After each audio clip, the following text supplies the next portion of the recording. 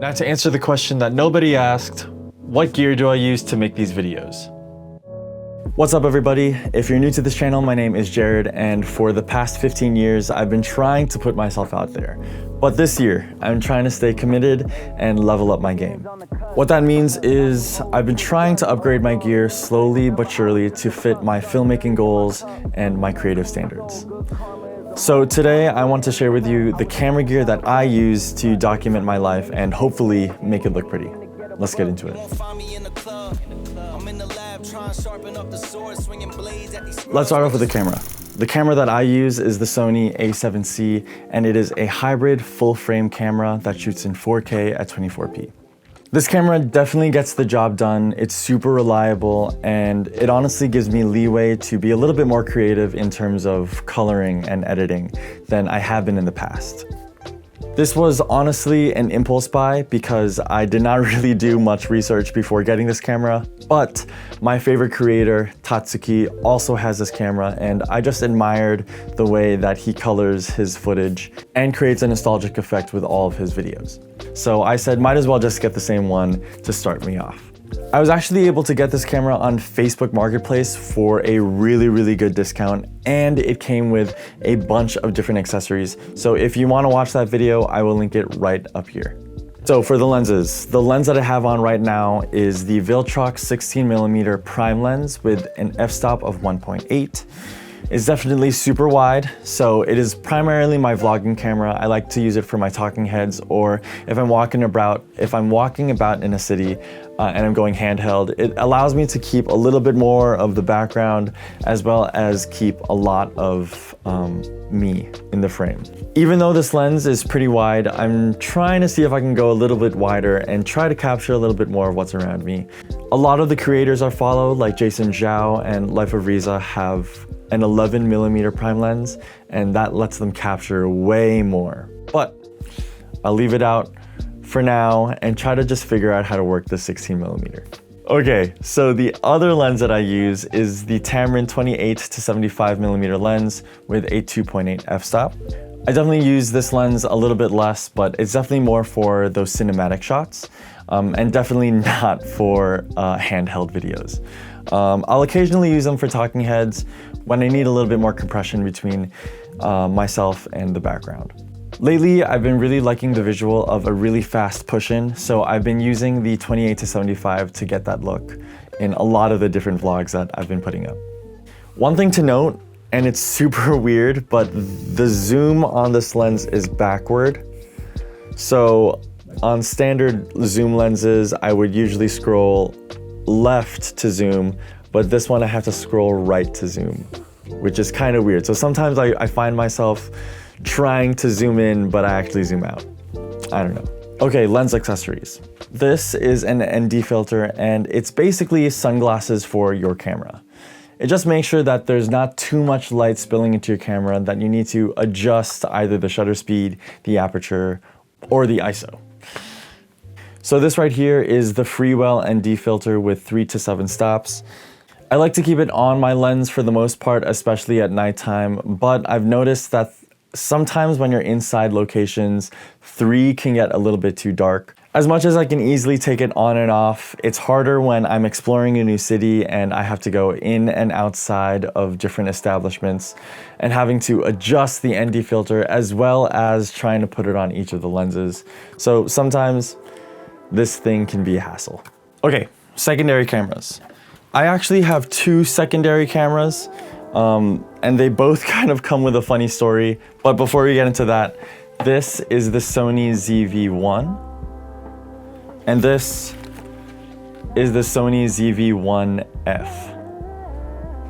All right, so I first got the Sony ZV-1 at the beginning of my 20-somethings series, and it was my primary shooter for a really long time. I didn't feel the need to get a DSLR because it honestly did the things that it needed to do. Now, I went on a trip recently and I accidentally got this into the Pacific Ocean. Oh shit. And it got soaked. And Thankfully, it still turns on and was able to work, but after it dried out, I noticed that some salt residue, or maybe it was some sand, got into the telescopic lens and it was jammed. And sometimes it would work and come out fully, and sometimes it wouldn't. And so this camera eventually died. So when I got back from that trip, I decided I need another camera to document my life, and I got the ZV-1F.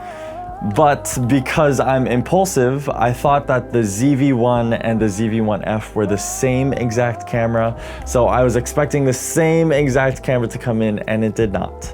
So this is ZV-1's baby sister. So both these cameras actually shoot in 4K 24p, but this one has optical image stabilization as well as electronic image stabilization, while this one just has the electronic one. They both also come with S-Log 3. However, I believe they're both 4-bit.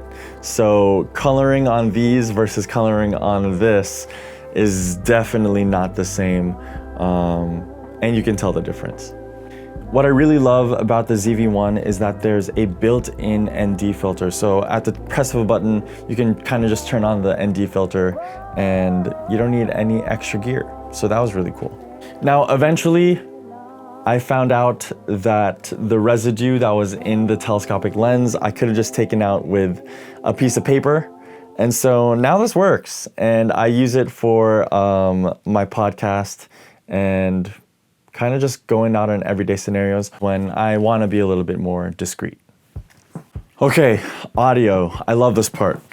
I used to use Saramonic, and I had the Saramonic Blink 500 Pros. It comes with one receiver and one transmitter, and eventually they kind of just broke. They kind of stopped working well. The range wasn't great. As much as it wasn't terrible, it just gave me a little bit more work to do in post. So I decided I should just get a new one. Now, I went to B&H in the city, and when I went to B&H, I asked the guy, hey, I'm looking at these DJI microphones, or these DJI wireless microphones. And he was like, if you want to come back in a month or two, definitely get those. If you don't want to come back, let me give you something a little bit more reliable. So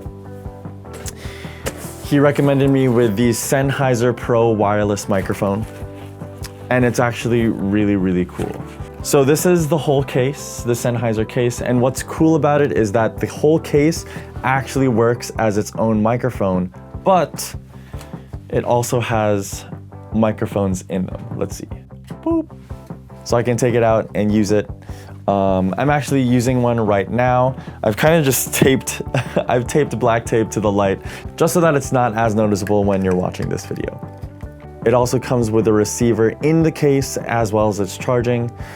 And it comes with different mounts for that receiver. So it came with a bunch of different things, different little dongles that are really compact and really well used.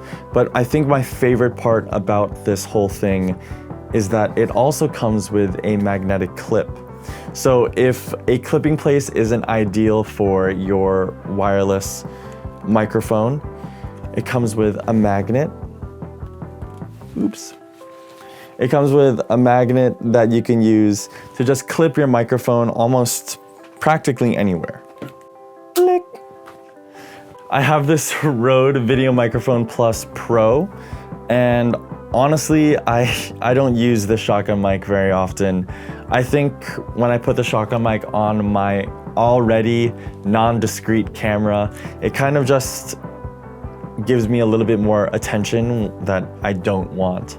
So I kind of leave this at home and use the Sennheisers for the most part. So to edit my videos, I like to use Adobe Premiere Pro as well as the rest of the Creative Suite. When I'm on the go, I use my trusty M2 MacBook Air, and it definitely gets the job done. It's feeling a little more outdated now.